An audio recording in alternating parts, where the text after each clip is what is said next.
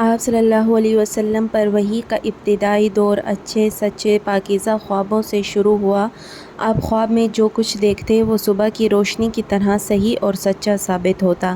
پھر من جانب قدرت آپ تنہائی پسند ہو گئے اور آپ صلی اللہ علیہ وسلم نے غار حرا میں خلوت نشینی اختیار فرمائی اور کئی دن اور رات وہاں مسلسل عبادت اور یاد الہی اور ذکر و فکر میں مشغول رہتے۔ جب تک گھر آنے کو دل نہ چاہتا توشہ ہمراہ لیے ہوئے وہاں رہتے۔ توشہ ختم ہونے پر ہی اہلیہ محترمہ حضرت خدیجہ رضی اللہ تعالیٰ عنہا کے پاس تشریف لاتے اور کچھ توشہ ہمراہ لے کر پھر وہاں جا کر خلوت گزیں ہو جاتے۔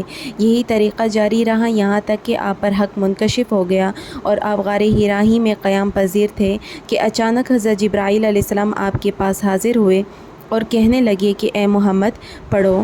آپ فرماتے ہیں کہ میں نے کہا کہ میں پڑھنا نہیں جانتا۔ آپ صلی اللہ علیہ وسلم فرماتے ہیں کہ فرشتے نے مجھ کو پکڑ کر اتنے زور سے کھینچا کہ میری طاقت جواب دے گئی، پھر مجھے چھوڑ کر کہا کہ پڑھو۔ میں نے پھر وہی جواب دیا کہ میں پڑھا ہوا نہیں ہوں۔ اس فرشتے نے مجھ کو نہایت ہی زور سے بھینچا کہ مجھ کو سخت تکلیف محسوس ہوئی، پھر اس نے کہا کہ پڑھ۔ میں نے کہا میں پڑھا ہوا نہیں ہوں۔ فرشتے نے تیسری بار مجھ کو پکڑا اور تیسری مرتبہ پھر مجھ کو بھینچا، پھر مجھے چھوڑ دیا اور کہنے لگا کہ پڑھو اپنے رب کے نام کی مدد سے جس نے پیدا کیا اور انسان کو خون کی پھٹکی سے بنایا، پڑھو اور آپ کا رب بہت ہی مہربانیاں کرنے والا ہے۔ بس یہی آیتیں آپ حضرت جبرائیل علیہ السلام سے سن کر اس حال میں غار حرا سے واپس ہوئے کہ آپ کا دل اس انوکھے واقعے سے کانپ رہا تھا۔ آپ حضرت خدیجہ رضی اللہ تعالیٰ عنہا کے ہاں تشریف لائے اور فرمایا کہ مجھے کمبل اڑا دو، اور آپ کو کمبل اڑا دیا۔ جب آپ کا ڈر جاتا رہا تو آپ نے اپنی زوجہ محترمہ حضرت خدیجہ رضی اللہ تعالیٰ عنہا کو تفصیل کے ساتھ یہ واقعہ سنایا اور فرمانے لگی کہ مجھ کو اب اپنی جان کا خوف ہو گیا ہے۔ آپ کی اہلیہ محترمہ حضرت خدیجہ رضی اللہ تعالیٰ عنہا نے آپ کو تسلی دی اور کہا کہ آپ کا خیال صحیح نہیں ہے، خدا کی قسم آپ کو اللہ کبھی رسوا نہیں کرے گا۔ آپ تو اخلاق فاضلہ کے مالک ہیں، آپ تو کنبہ پرور ہیں، بے کسوں کا بوجھ اپنے سر پر رکھ لیتے ہیں، مفلسوں کے لیے آپ کماتے ہیں، مہمان نوازی میں آپ بے مثال ہیں اور مشکل وقت میں آپ امر حق کا ساتھ دیتے ہیں۔ ایسے اوصاف حسنہ والا انسان یوں بے وقت ذلت و خواری کی موت نہیں پا سکتا۔ پھر مزید تسلی کے لیے حضرت خدیجہ رضی اللہ تعالیٰ عنہ آپ صلی اللہ علیہ وسلم کو ورقہ بن نوفل کے پاس لے گئیں جو ان کے چچا زاد بھائی تھے اور زمانۂ جاہلیت میں نصرانی مذہب اختیار کر چکے تھے اور عبرانی زبان کے کاتب تھے، چنانچہ انجیل کو بھی حسب منشاء خداوندی عبرانی زبان میں لکھا کرتے تھے۔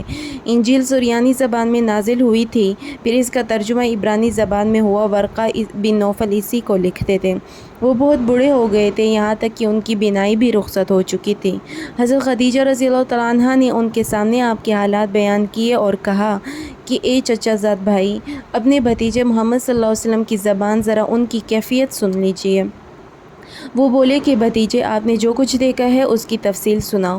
چنانچہ آپ صلی اللہ علیہ وسلم نے اول تا آخر پورا واقعہ سنایا، جسے سن کر ورقہ بن نوفل بے اختیار ہو کر بول اٹھے کہ یہ تو وہی ناموس معزز فرشتہ ہے جسے اللہ نے حضرت موسیٰ علیہ السلام پر وحی دے کر بھیجا تھا۔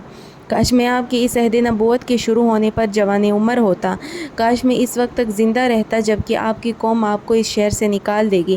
رسول صلی اللہ علیہ وسلم نے یہ سن کر تعجب سے پوچھا کہ کیا وہ لوگ مجھ کو نکال دیں گے، حالانکہ میں تو ان میں صادق اور امین اور مقبول ہوں۔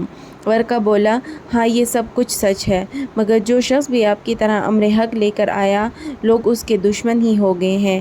اگر مجھے آپ کی نبوت کا وہ زمانہ مل جائے تو میں آپ کی پوری مدد کروں گا، مگر ورقہ